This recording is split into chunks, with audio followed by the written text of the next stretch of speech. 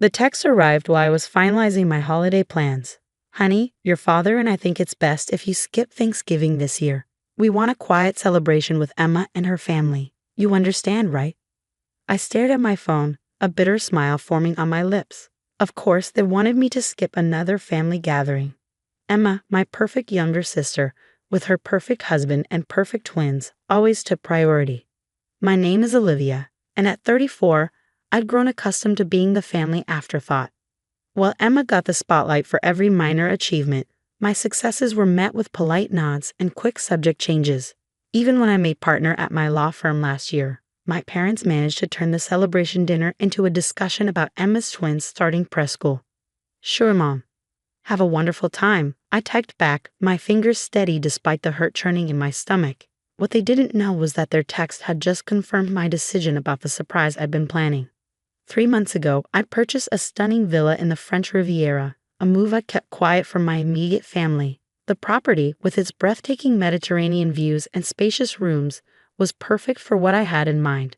You see, while my parents and sister lived in their small bubble, I maintained close relationships with our extended family.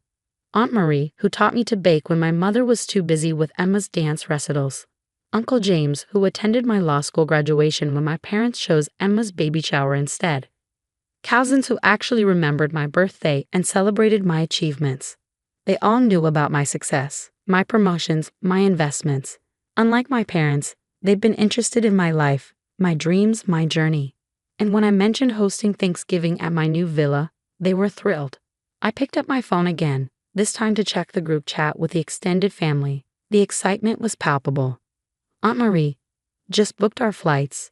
Thomas can't wait to try French cuisine. Uncle James, Sarah, and the kids are packed already. Can't believe it's still 2 weeks away. Cousin Michael, got the wine tour scheduled for Friday. This beats boring hometown Thanksgiving. 23 family members had confirmed. Uncles, aunts, cousins, their children. Everyone except my parents and Emma's family. I'd arranged private tours, wine tastings, cooking classes with a local chef, and a spectacular Thanksgiving feast that would blend American tradition with French elegance. My phone buzzed again. Mom, maybe you can come for Christmas instead, if Emma's schedule permits. I almost laughed out loud. Always conditional, always dependent on Emma's plans. I didn't bother responding. Instead, I focused on the final preparations. The villa's staff had everything under control. But I wanted every detail to be perfect. The bedrooms were assigned, the activities planned, the menus carefully curated. I even arranged for a professional photographer to document our celebrations. The week before Thanksgiving, my mother called. Olivia, honey, I hope you're not too disappointed about Thursday. It's just that Emma's twins have been so fussy lately, and you know how your father gets when there's too much chaos. Don't worry about me, Mom, I replied, watching the Mediterranean sunset from my villa's terrace. I won't be alone. Oh, do you have plans with friends?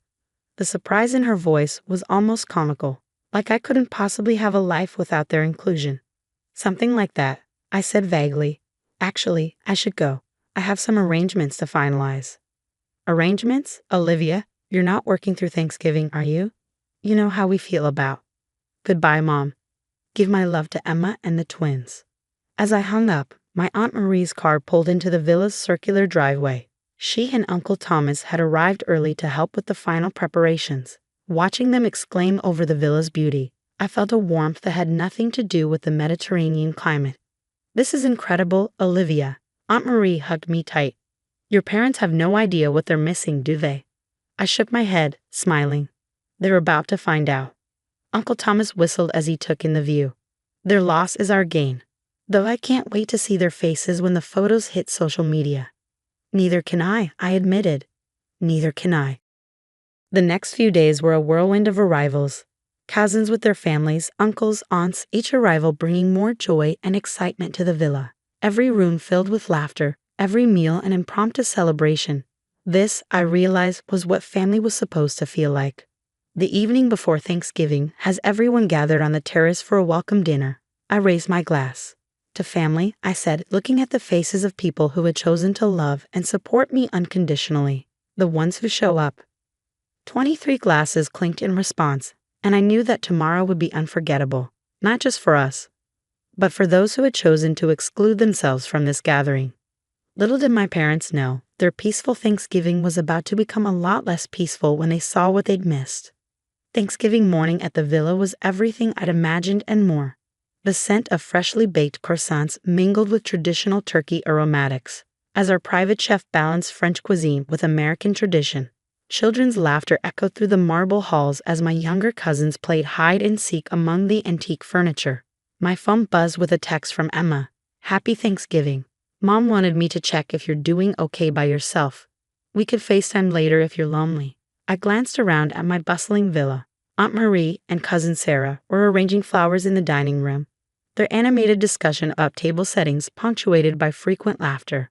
Uncle James was teaching the teenagers how to play petanque in the garden, while other family members were either helping in the kitchen or exploring the village. Lonely? I hadn't felt this connected in years. "Thanks, but I'm quite busy actually. Enjoy your quiet celebration," I replied, adding a smiley face for good measure.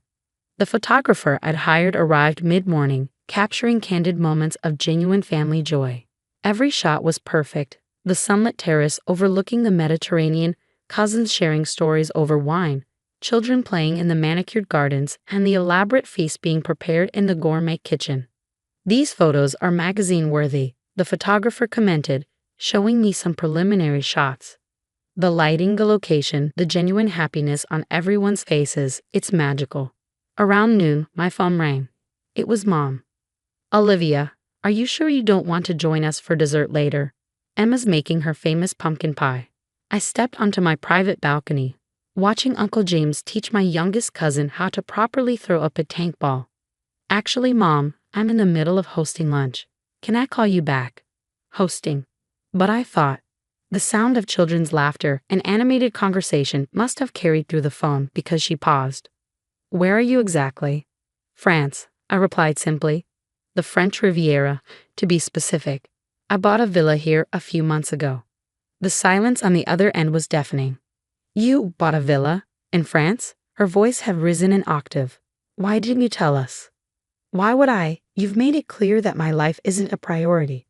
Besides, I didn't want to disturb your peaceful Thanksgiving plans." More silence then. "Who are you hosting?" "Oh, just the family. Aunt Marie and Uncle Thomas, Uncle James and his crew, all the cousins and their kids. Everyone except you, Dad and Emma, actually. They've been here all week. We've done wine tastings, cooking classes, toured the villages. It's been wonderful." I could practically hear her mind racing, calculating all the family members who had chosen my celebration over their usual Thanksgiving plans. "All week," she sputtered. But they always come to our house for Thanksgiving." "Things change, Mom. Sometimes people prefer to be where they're genuinely wanted." "That's not fair, Olivia. We just wanted a quiet." "I need to go, Mom.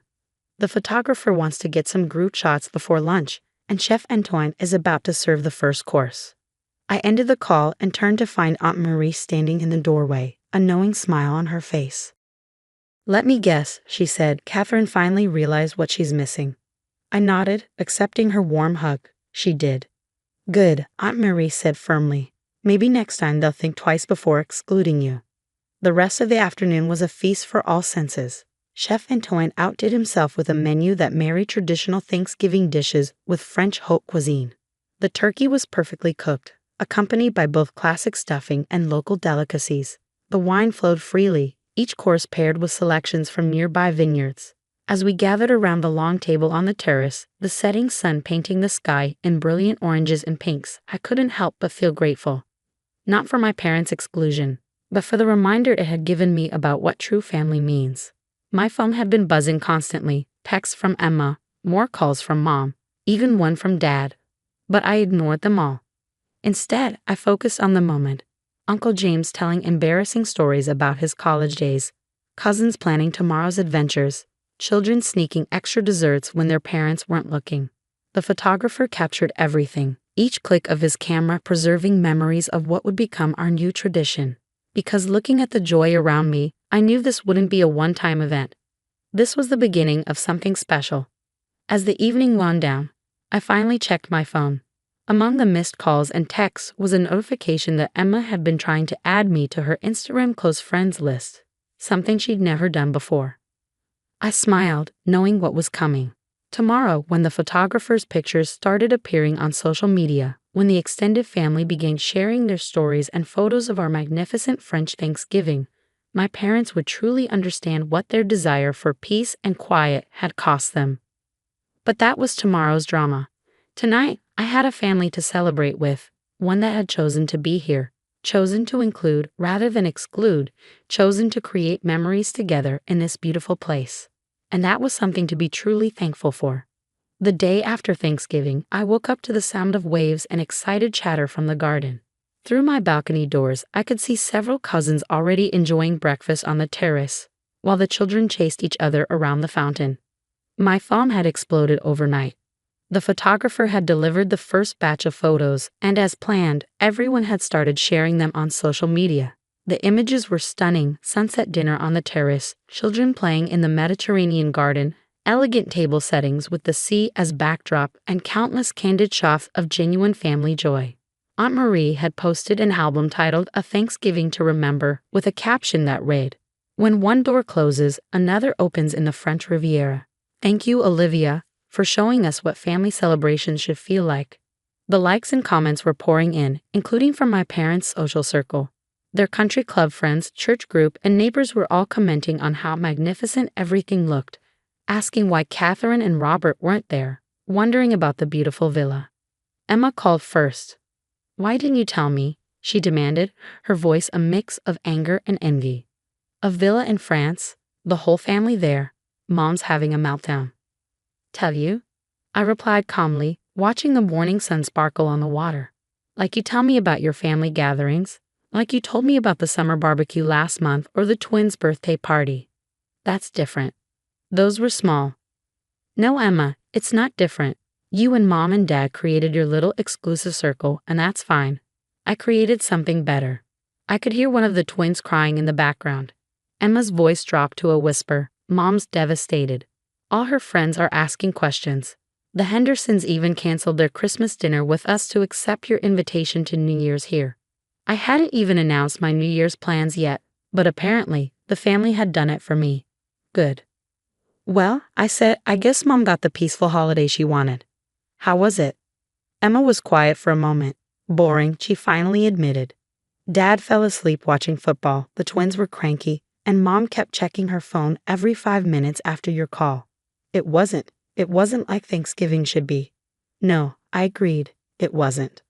After hanging up, I joined the family for breakfast. Uncle James was organizing a boat tour for the afternoon, while Aunt Marie and Cousin Sarah were planning a trip to the local markets. The kids were debating between the beach and the pool, and someone was suggesting a picnic in the vineyard. Then my father called. "Princess," he started, using his negotiating voice, the one he used to use when he wanted me to give up my plans for Emma's sake. "Your mother and I have been talking." "Dad, I'm actually heading out for a boat tour with the family. Can this wait?" "That's what we want to discuss. Family, unity. Your mother is very upset about all this. I watched my real family getting ready for their day, laughing and planning together." "I'm sure she is, Dad, but you know what? I was upset too. Every time you excluded me, every time my achievements were overlooked, every time Emma's needs came first. The difference is, I did something positive with that feeling." "But buying a villa, hosting Thanksgiving, without telling us. Like you planned holidays without telling me? It doesn't feel good, does it?" He was quiet for a moment. "No," he finally said. "It doesn't. Enjoy your peaceful weekend, Dad. I need to go. Uncle James is waiting." The next few days were a blur of activities, laughter, and memory making. More photos appeared on social media. Our boat tour along the coast, wine tasting at a historic vineyard, cooking lessons with Chef Antoine, sunset dinners in the village. My parents' phones kept ringing with friends asking about the French villa they'd never seen, the family gathering they'd missed, the daughter they'd apparently underestimated. A week later, as the family was preparing to depart, Aunt Marie hugged me tight. "You know they'll try to invite themselves for Christmas," she said. I nodded. "I know, but Christmas is already planned. I'm taking everyone to my chalet in the Swiss Alps." She pulled back, eyes wide. "You have a chalet too?" "Bought it last spring," I grinned. "I think it's time for a new holiday tradition, don't you?" As I waved goodbye to the last departing family members, my phone buzzed with a text from Mom. Honey, about Christmas. Your father and I have been thinking. I left it unread. Let them think. Let them wonder. Let them finally understand what it feels like to be on the outside looking in. Because sometimes the best revenge isn't about getting even. It's about creating something so wonderful that those who excluded you can only watch and regret their choices. And as I stood on my terrace, watching the Mediterranean sunset and planning Christmas in Switzerland, I knew I'd never have to spend another holiday feeling unwanted or overlooked again. I'd built my own traditions with family who chose to be there, in places that took their breath away. And that was worth more than any peaceful, quiet dinner my parents could ever plan without me.